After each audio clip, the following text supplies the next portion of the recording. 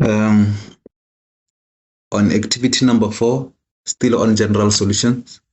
So this one I want you to, before you can proceed with my solutions, I want you to take some moments and work out this problem and check if you'll be able to get these 6 marks.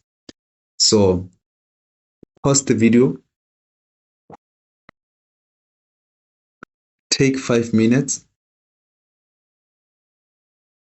solve this problem, and check your answer with relative to mine. Okay. After you are done with yours, let's continue. Now, we are still on general solution. We have 2 sin x multiplied by cos x equals to cos x.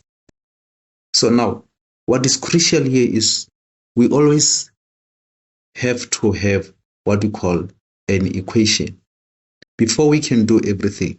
If you check with the previous 3 activities, we always had an equation. When we say something is an equation, it must be equal to 0.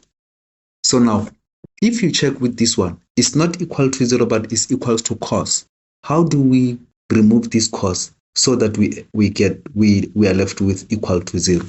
So first thing is that we need to write it as 2 sin x multiplied by cos x minus cos x equal to 0. So what happened here is that we took cos x and we brought it here, so that the sign which was here as positive has now changed to the negative. So that is why we have 2 sin x multiplied by cos x minus cos x all equal to 0. So, but once we have this, now question is how many terms? How many terms do we have? Well, we have 2 terms. Because remember, when we say we have terms, is because between an expression, between 2 or more expressions, you either have a negative or positive. If you have a multiplication, it means that this part and this part, because of the multiplication side, is 1 term. So we are going to check these 2 terms, term 1 and term 2. Is there anything that is common on both terms?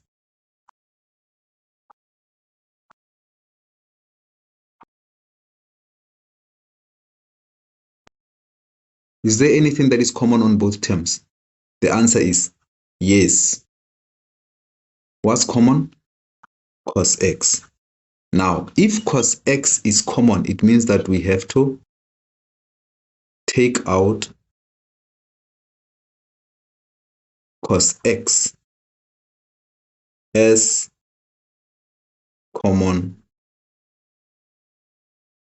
factor. So we are going to say, okay, cos x is a common factor. When we take out cos x from this, what are we left with? We are left with 2 sin x. And if here we still have negative, if we take common factor of cos x here and put it there, what are we going to be left with? We're going to be left with 1. Then this is the same as equals to 0. Now, this kind of a problem, it comes back to this. If we have, for example, if we have x into 3x minus 3 equal to 0, this can be written as x is equals to 0. It means that we take x, we equate it to 0 because x in this case is a common factor. Or 3x minus 3 also equals to 0. We take the ones inside the bracket and we also equate it to 0. So we need the very same knowledge with relation to this one. Because cos x in this case is a common factor, it means that we can say cos x is equals to 0 or 2 sine x minus 1 is also equal to 0. Now, we still have cos x equal to 0 or 2 sine x equals to 1. You take 1, you bring it this side. Then divide both sides by 2. We are left with sine x equals to 1 over 2. Now, here is still cos x equals to 0. Now, what is x? In this case is arc sine of 1 over 2. And this side, you're going to have x equals to arc cos of 0. Now remember, we need 2 or more solutions ka cos, and we need 2 or more solutions ka sine. So it means that our x, what is cos of 0?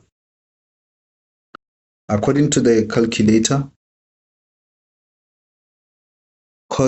arc cos of 0 is the same as 90. So it means that we have 90 degrees plus k multiplied by 360 degrees, where k is an element of integers. So now, agree this one is 0. We have 0, 360, we have 90, we have 180, we have 270 degrees. Now we want to check if here it says cos x is 0. Ke di angle tse dife mo tse le gore re ka di beya mo x tja re fa 0. Karabo ya yona ya ba 0. So you can start by putting 0. What is cos of 0? Cos of 0 must be 1. So it means that the answer here does not satisfy the solution this side. And then what is cos of 90? Cos of 90, you press it, you get that the solution is 0. It means that we can put 90 there. That is why we have a solution here. What about cos of 180? Cos of 180, if you put 180 here, you will get that the value here is -1. Now it means that the solution is not 180. Now what about 270? If you put 270 here, you will find the answer is 0. It means that our x is also equals to 270 degrees plus k 360 degrees, where k is an element of integers. So we are done with the part of cos. Now we come to the part of sine. X is equals.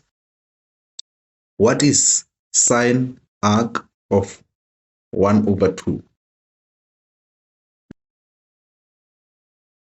The answer that we have here is that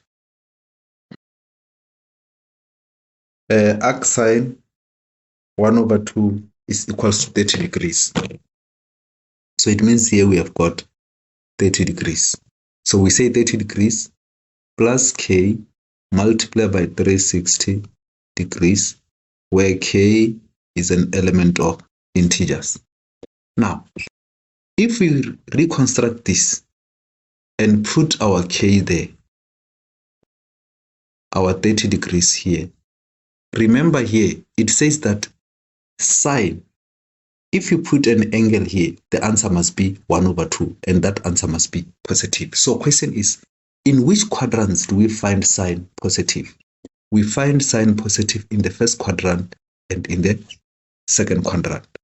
In the third quadrant and the fourth quadrant, that is where we find sine as negative. So it means that our solution is in the first quadrant and in the second quadrant. So now if you put 30 this side, is 30. How much is this angle?